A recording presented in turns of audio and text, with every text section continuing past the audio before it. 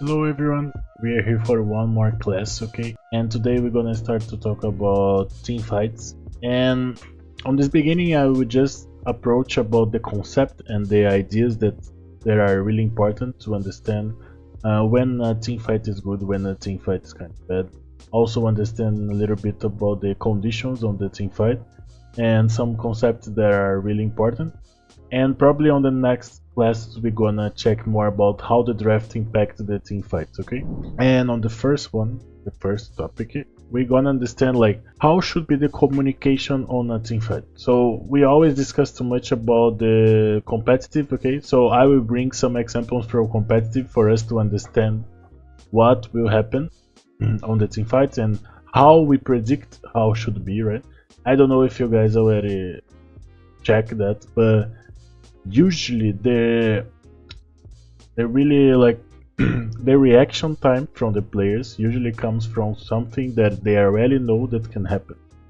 So for example, so if you are playing versus Malphite and Malphite just ults you, probably he will reach you, okay? This ultimate will hit you.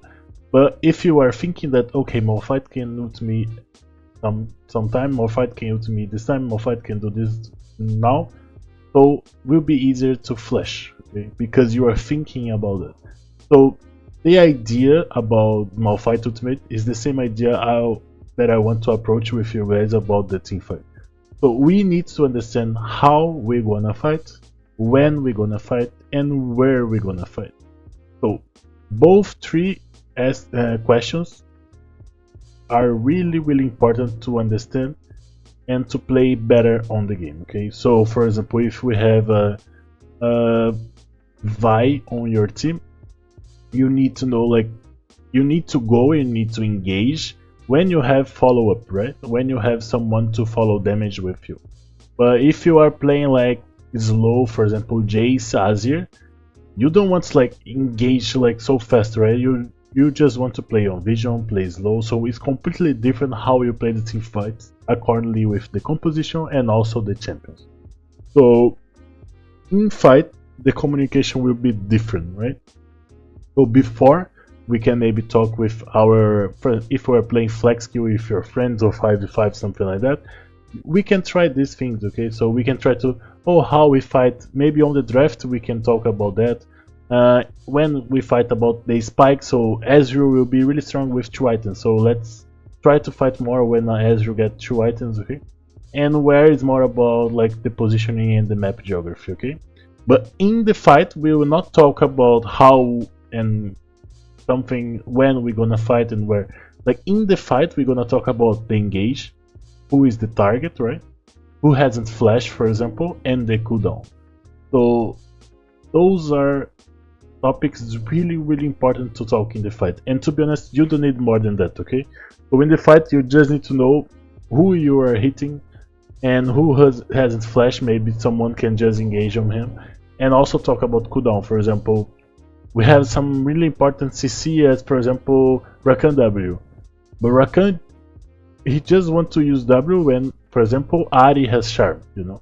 So Ahri say, I will have charm in 3 seconds, and Rakan just use the W when Ahri has charm.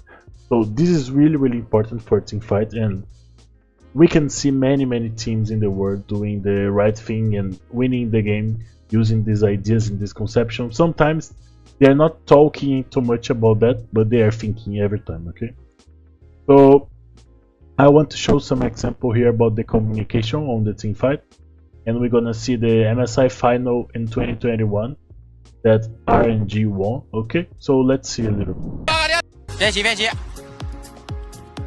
玩啊！阿卡丽了我，慢点，阿卡丽，慢点，保气慢，小五，谨慎一下吧，刘浩。哎，要不要看这个小炮？你远古龙盯着点2900，别急，远古龙盯着点，远古龙你自己盯着点，远古龙最低的。来，我不到。这里阿卡丽，这2个高了吧？阿卡丽，哎，跌，啥是不了啊？这不是吗？这啊？没事，我还在。还有高老八上把龙抢来把他们贼。I don't want to show all video for you guys, but if you guys want to check, this is the name, okay, with English subs and we can understand. just to check about how they talk too much about the target, okay? And after the fight, they always talk about how we should play. So because on this time, on the death time, you have time to think, right? You don't need to farm, you don't need to move, you don't need to do nothing. You are like 40 seconds on your base and can't do nothing on the game, can't play the game.